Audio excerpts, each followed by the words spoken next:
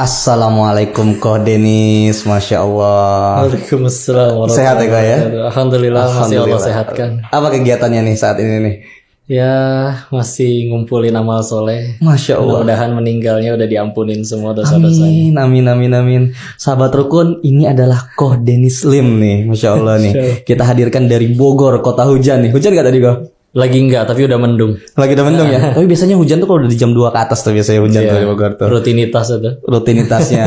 Nah, buat sahabat rukun yang belum tahu Koh Denis ini merupakan seorang pendakwah ya Koh ya. Tapi kerap dipanggil ustadz juga di medsos nih, Masya Allah. Dan ini salah satu karya beliau, bukunya Perjalanan Mencari Allah nih. Nanti akan sharing-sharing sama kita sejauh mana nanti kita kulik nih. Dan ternyata memang perjalanan spiritualnya insya Allah bisa bermanfaat buat sahabat rukun nih Koh. Amin ya Allah. Masya Allah. Ya Allah. Nah, Niko, pertanyaannya sebenarnya yang paling langsung ke poinnya nih Ko ya. Iya. Sebenarnya mualaf nggak sih Ko dulu Ko?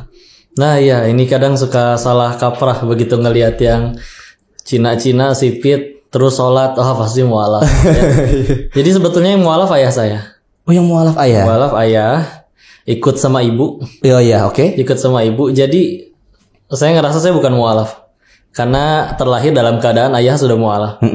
Tapi memang perlu proses perjuangan bagi mereka juga untuk menjalani syariat.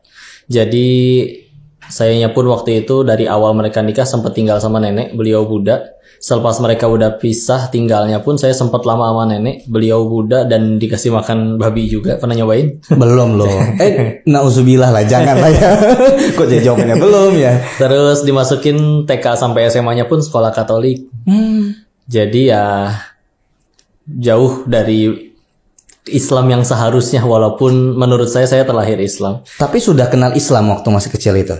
Di Indonesia kan kenal Islam banyak banget, sekeliling kita. Oke, maksudnya di lingkungan di rumah gitu, maksudnya saya ini Islam atau bukan gitu? Sudah berpikir terombang-ambing sih jatuhnya ya. Oke. Karena memang apalagi sekolahnya nggak sebentar tuh, TK sampai SMA sekolah Katolik gitu ya. Udah gitu lebih dekat banget ke keluarga yang Tionghoa yang memang kebanyakan Buddha. Dan apalagi setelah akhirnya udah berusaha nyari kerja, usaha yang sampai di Thailand itu udah sampai akhirnya mulai benar-benar dalemin belajar Islamnya memang pulang dari Thailand 2017. Masya Allah. Tapi sama nenek itu berapa tahun kok? Dari SD sampai kelas 4, terus di SMP juga sekitar setahun 2 tahun itu tinggal sama nenek lagi. Tapi memang lingkungannya udah memang ngikutin lingkungannya apa yang nenek ajarkan lah ibaratnya ya. Dan di rumah nenek kan ada meja abu ya, buat kalau pai-pai pakai dupa gitu. Ikut juga itu ya. Jadi ya karena penasaran sih waktu itu memang ya, dan belum mikirin proses pencarian sih memang selepas dari waktu kecil itu. Ya karena juga masih kecil kan, nggak mungkin langsung pikirannya masalah keyakinan ya mungkin ya mungkin seumuran masa kecil, masa bermain lah ya berpikirnya ya. Nah tapi waktu itu ketika masuk di sekolah itu kok merupakan perbedaan dari secara keyakinan, kepikiran nggak? Kan saya kan misalnya dari nenek Buddha nih gitu. Pikiran nggak kok misalnya saya sekolah di situ? Mempertanyakan mah ada ya. Tapi merekanya menerima dengan baik sih, karena Cina-Cina juga dia mah, jadi ya udah gitu. Oh memang teman-temannya juga rata-rata yang masuk. Kebanyakan kalau di sekolah Nasrani, sekolah Katolik atau sekolah Kristen memang kebanyakan yang Chinese juga, gitu ya. Jadi bagi mereka gak masalah, dan di sekolah Islam aja perlu waktu ya untuk sampai mereka ke tingkatan taat, mempermasalahkan akidah apalagi di sekolah itu. Jadi ya pokoknya dia teman main kita, sekolahnya sama. Jadi masih jauh dari kepikiran tentang itu, walaupun mulai muncul kayak pertanyaan lah patung gitu yang disembah gitu kan. Oh sudah ada pertanyaan kayak gitu? Iya, sudah mulai secara fitrah ya itu seharusnya ya. Pernah ada survei bahwa orang yang seumur hidup nggak pernah dikenalkan dengan Islam atau Nasrani atau agama apapun, maka akalnya itu secara fitrah akan menganggap Tuhan tuh harusnya satu gitu. Harusnya satu. Ya, jadi ya harusnya kepikiran orang-orang. Mungkin itu statement, kenapa ada statement yang bagus dan bijak juga nih. Sebenarnya kalau secara merujuk di keyakinan manapun segala macam, yang merujuknya memang Tuhan itu ya Allah, dan itu satu gitu ya. Satu. Kalau nggak satu kan berarti dia tidak yang maha kuasa dong. Ada saingannya, ada tandingannya. Ya. Kalau ternyata enggak, yang ini lebih kuat, ya udah berarti ya tetap ada satu yang lebih most powerful itu kan. Iya. Terus waktu di SMP udah mulai kepikiran? SMP mulai kepikiran lebih lanjut gitu ya. Apalagi temen yang paling dekat justru termasuk yang pada dari Buddha. Tapi ya influence dari merekanya nggak terlalu, karena mereka juga belum nyampe yang tingkatannya Buddha yang taat atau Nasrani yang taat. Ya, lebih ke pergaulan aja. Pergaulan. Tapi status di ininya tertera di formal sebagai apa agamanya? Oh, Islam memang tulisannya. Oh, sudah Islam. Ya, sudah Islam memang tulisannya. Oh. Kalau kayak apa ya, kartu? Ya KTP. Kalau ini kakaknya lah, masuk dalam kakak gitu. Terus di sekolah kan pasti ada agama gitu. Iya. Ada pelajaran Islamnya ikut belajar juga? Oh, nggak ada. Jadi ikut pelajaran Katolik. Oh. Kalau waktunya ada harus ke gereja, yang memang di dalam jam pelajaran ya udah ngikut gitu. Makanya jadi pernah ke gereja gitu.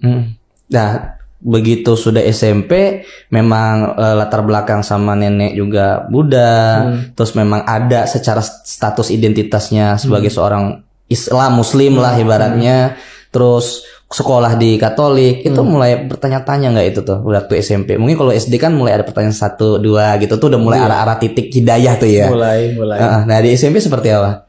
Mulai karena ada statement unik yang memang baru didengarnya setelah memang sudah jalanin Islam ya. Ada ucapan yang disebutkan Tuhan itu ada 2 katanya. 1, Tuhan yang menciptakan kita. 2, Tuhan yang kita ciptakan. Wah, itu dapat dari mana tuh? Emang dari film sih. Dari filmnya ini tahu nggak? Amir Khan tuh. PK. Iya. Oke. Terus sebut gitu. Iya juga ya. Betapa banyak yang sebetulnya kita sembah, atau sebetulnya bahkan kata la ilaha illallah suka diartikan tiada Tuhan selain Allah. Padahal kata ilah sendiri kan secara lugawi aja lebih tepat diartikan sesembahan. Tapi kalau sudah secara istilah, maka sesembahan itu bahkan ilah itu bisa berarti apapun yang mendominasi hati. Contoh, ada orangnya memang sholat, tapi ketinggalan sholat nggak nangis, kehilangan duit dia nangis. Berarti ilahnya masih belum Allah. Gitu ya. Nah, ilah manusia tuh banyak banget gitu ya. Masih harta. Ya. Bahkan dari yang nggak ada bentuknya seperti kayak jabatan dan lain-lain, atau yang jelas-jelas ada bentuk. Karena emang manusia tuh setelah nanti belajar ya, ada disebutkan ada salah satu gorizoh yang manusia miliki, naluri, itu adalah namanya gorizoh tadayun, di mana dia tuh punya naluri untuk mengagungkan sesuatu. Seateis-ateisnya orang coba pas dia dalam liftnya jatuh, oh my god teriaknya. Gat yang mana dulu nih bro? Ya kan? Beda dulu. Jadi secara naluri pasti sadar dirinya itu tidak simsalabim ada. Iya. Nah, oke, dari SMP, SMA sama seperti itu prosesnya juga. SMA sudah digeprek masalah kehidupan. Oke, geprekannya seperti apa itu? Karena emang kan kenal Allah yang saya tahu ma'rifatullah tuh gerbangnya 2 ya. 1 dengan gerbang syukur, 2 dengan gerbang tobat. Oke. Gerbang syukur tuh suka kebablasan orang. Karena nikmat. Karena ya pernah lihat nggak ada orang yang lagi gajian, dia malah teriak, kenapa cuma segini? Di luar sana demi Allah ada orang yang ngarep pengen punya gaji, lu punya gaji. Iya. Malah teriak kayak gitu kan. Karena suka kebablasan, maka orang yang kebablasan mau nggak mau Allah panggil dia kembali dengan ujian kesempitan. Yang mau nggak mau nanti dia bertobat, ya kan? Kalau zaman sekarang yang paling umum kejepit pinjol, atau gara-gara habis duitnya main slot ya gitu-gitu ya. Dan di saat itu qadarullah dia usahanya waktu itu sempat jatuh, bangkrut. Dan memang izin saya bercerita ini ditegaskan sekali lagi bukan berarti mendiskreditkan kedua orang tua kami. Justru ini jadi jalan perjuangan bagaimana mereka itu luar biasa anugerah terbesar dari Allah karena bertahan menghadapi semua kepahitan tersebut. Semoga diri ini bisa menjadi pahala jariah bagi papi, bagi mami, dan yang insya Allah nanti nonton. Nah, jika ada kebaikan dari diri ini pun semuanya pasti dari beliau ya.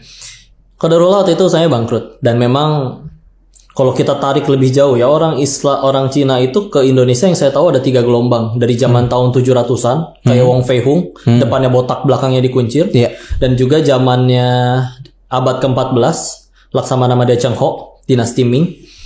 Lalu yang terakhir itu adalah zamannya Ip Man. Di 1900-an awal dijajah. Ketika akhirnya lari, karena Jepang itu di utaranya Cina, mereka pasti ke selatan. Ada yang berhentinya di Hong Kong, ada yang berhentinya di Thailand, ada yang berhentinya di Sumatera, waktu itu keluarga kami berhentinya di Belitung. Sumber kami dari Cina, Fujian, orang nyebutnya Hokkien, provinsi Fujian. Pilihannya cuma 2, antara dagang atau masuk dunia hitam.